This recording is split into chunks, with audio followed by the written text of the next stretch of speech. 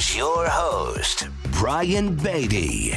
Good morning, Charleston, and welcome to another edition of the Brian Beatty Real Estate Show here on the Big Talker, 1250 WTMA and WTMA.com. I've got a special show today. We're here with David Stein of Crown Home Mortgage, and for those of you that are longtime WTMA listeners, that name should ring a bell. David, you had a show on here for a while. About 3 years, finished it up about 5 years ago. You followed my show, and it was a pleasure to have you following that and giving great advice out to the Charleston area on mortgage lending. Fantastic. So we're going to talk about the state of the market today. We're going to talk about some creative solutions that I just don't hear a lot of people focusing on right now with regard to financing a purchase.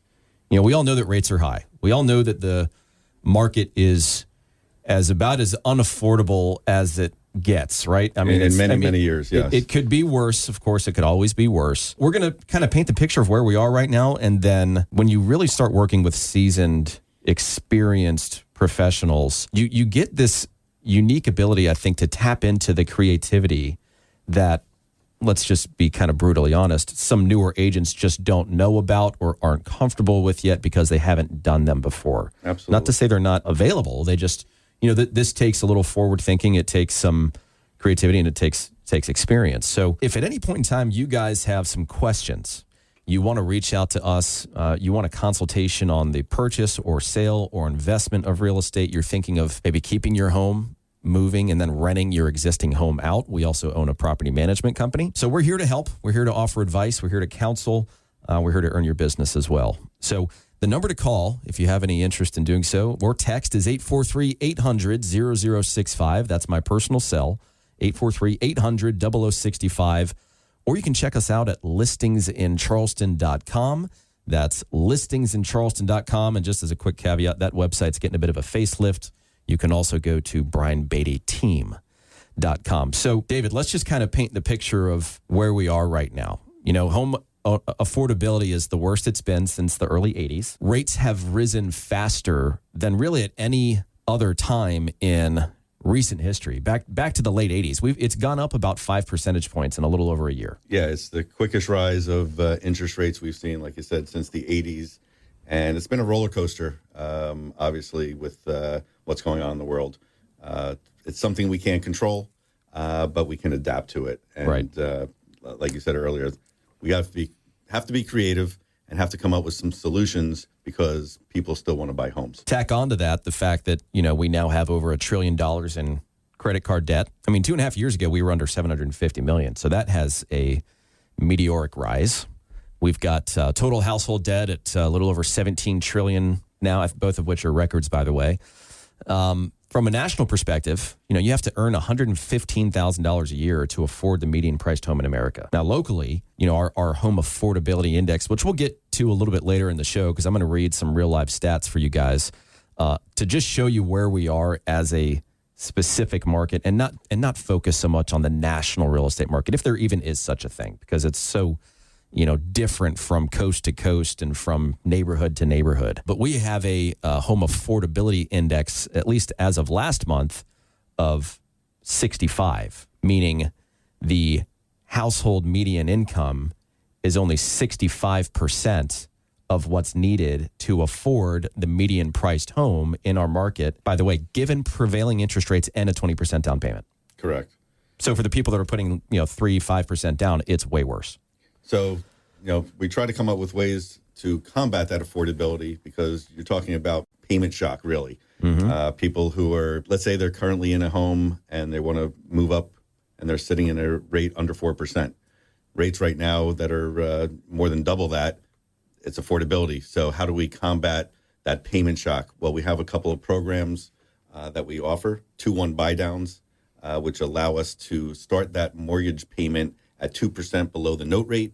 So, for example, if we're at 7.5% on a typical 30-year fixed rate right now, you would start at 5.5%. That gives you a little leeway or less payment shock so that you're not, doubling your payment. You can afford it.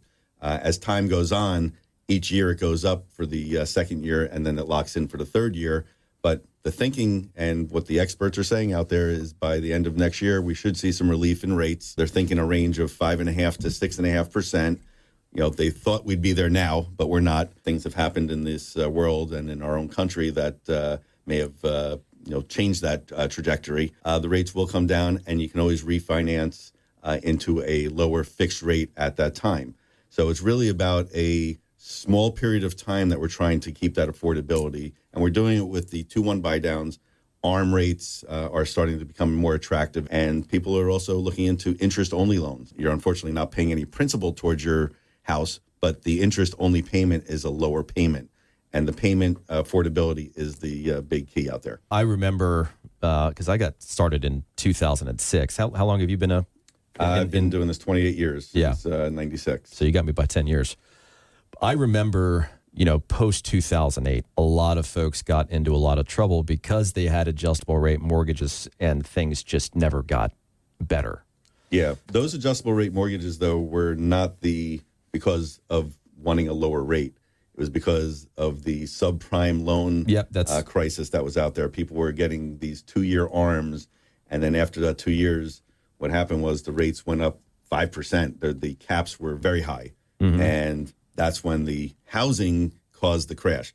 We're not in the same type of market that caused the 2008 crisis. So I wanted to draw that corollary really quickly because I think there's still maybe a little bit of scar tissue with regard to adjustable rate mortgages for the folks that had it, and then, their 2-3 year ARM came due and the property's worth less, they have less equity or no equity. They would just walk away. And they just walk away. And I mean, that's really how my business shot way up. I did a ton of short sales and foreclosures on both sides of it, helping sellers. I did about 100 or so short sales, helping sellers get out of their mortgages that were more than the value of their home, and letting them walk away with very few cuts and bruises. There were only, I can count on one hand the number of times where somebody owed something at the closing, like a cash contribution or a promissory note. But so are you an advocate, you'd say, for ARMs at the moment? Yeah, the ARMs that you're talking about from the 08 period were the option ARMs, where you could choose to pay a below market rate, and that interest spread that you weren't paying. If your note rate was, let's say, 6%, they were allowing you to pay at a 2% rate. And those loans were designed for people who get bonuses at the end of the year, Wall Street type people, someone who needs lower cash flow on a month-to-month basis. But at the end of the year, they get a large bonus and they catch up, pay all the interest off, and pay some principal as well. What was happening is people were selling those products to the wrong people, and people who were W-2 wage earners didn't have that bump at the end of the year of a bonus or something. So they always were playing catch up on that interest. The ARMs today are fixed for 3 years, 5 years, or 7 years at a lower interest rate. And after that initial period, the rate can go up depending on where the market is. So it gives you some relief on that affordability in the beginning, locks you in for 3. The average we're seeing out there is the 5-year ARMs. So you have 5 years of a lower payment. And then within that 5 years, we think rates are going to come down. You can refinance out of that ARM into a fixed payment so that you lock in a lower interest rate down the road. And you don't have to wait. You do not have to wait. Owner-occupied properties do not have prepayment penalties. Investment properties can. It doesn't mean it's mandatory, but they can. But owner-occupied primary residences, you can refinance at any time. Obviously, there's some fees. However, at Crown Home Mortgage, on anyone we do a purchase for, we do a free refinance down the road because we know that the rates are going to come down. We want you to come back and work with us, and we're going to waive all of our fees on that second transaction. Awesome. All right, so here's another stat. 1 in 4 people in America have an interest rate below 3%. 62% are below 4%. 83% are below 5%, and 92% of people are below 6%. And that's why your world has no inventory. Exactly. I mean, I would say that the Fed is accomplishing their goal, right? They're destroying demand. Absolutely. And I've said that They're trying to. And I've said that for months and months and months on this show. I would like to think that for the folks that listen, they would agree that we're kind of ahead of the curve with regard to what's going to happen and then what happens in the market versus just reporting on real time. Yes. That's the whole point, is to try and give you guys a leg up on what's happening in this market locally, regionally, nationally, so that you can prepare. But given the fact that we have such a large percentage of people with very attractive interest rates, it presents an interesting opportunity that I think a lot of people aren't focusing on either, and that's assumable mortgages. Yes. It's a little known fact out there, but government loans, FHA and VA loans, are assumable. What that means is a seller can sell their home with the existing mortgage to a qualified buyer. It's not like, hey, here's my mortgage. The buyer still has to qualify with the current servicer or the original mortgage holder with debt to income ratios, down payment, credit, obviously, to qualify for that loan. But they can go in, assume that loan at the existing rate, and take over the payments for the remaining term, too. So if you're 3 years into a 30-year mortgage, whoever assumes that loan has 27 years left on that loan.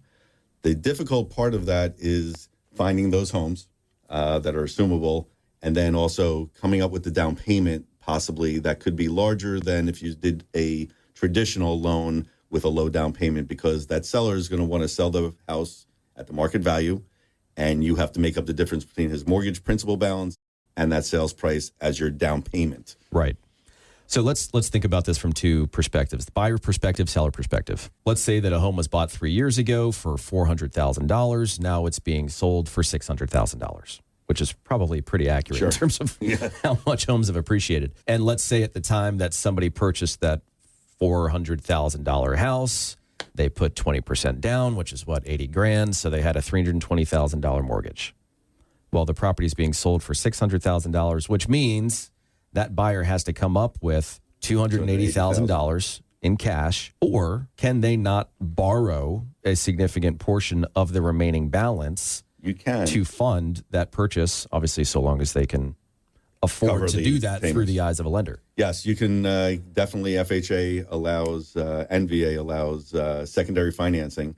FHA caps you at 105% of the total transaction, where VA, there's no limit.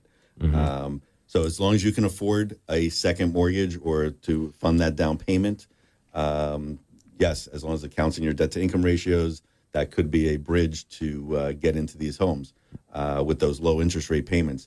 It gives an advantage to a seller on the market. Yeah, so that's thinking of it from a seller's perspective. If I'm able to offer somebody, let's say, a 4% interest rate by assuming my mortgage, and everybody else on my block is at an 8% interest rate, I should be able to create a premium for the payment I'm giving that buyer. Absolutely. So for sellers that are in that position, creativity involved with that in terms of, like, how do you quantify that? It's hard, because how much are you outlaying to get that payment, that lower payment? So basically you can look at, two side-by-side comparisons, coming up with a lower down payment but paying that higher rate. How much is that going to cost me? Or do I have access to those funds, whether it's through financing or my own funds, or gift money is allowed, versus the higher payment to the lower payment? So it's really just a choice once you lay out the two options side by side. Awesome.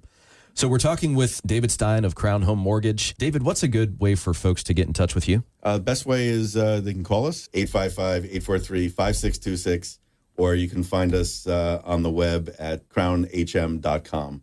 It goes right to our website, and we'd be happy to do free consultations. We offer free advice for anyone that's interested in learning about the products we have, or finding out the options that they have at this time. Gotcha. We're going to continue the conversation because I actually have a few more questions. Great. I know we only had you here for 15 minutes or so, but are you cool with staying for a little longer? I got as much time as you need, Brian. Fantastic. All right. So, guys, we're going to take a quick break. We're going to come back, and we're going to continue our conversation with David Stein of Crown Home Mortgage. Remember, if you guys want to reach out to me, any of this is of any interest to you, we're going to talk about things in a few other lights with regard to buying and selling in this environment, some options that you may or may not know about. This particular episode is really all about just creativity. Yes. So if you'd like to reach out to me, you've got some questions, you want to get in touch with David, you can jot that number down in time. My number is 843-800-0065, 843-800-0065, or listingsincharleston.com. Stick around, folks. We'll be right back. Stay tuned for more of the Brian Beatty Real Estate Show. Have a real estate question? Ask Brian Beatty. Contact Brian Beatty online at listingsincharleston.com. That's listingsincharleston.com. Or call him at 843-888-0065. That's 843-888-0065.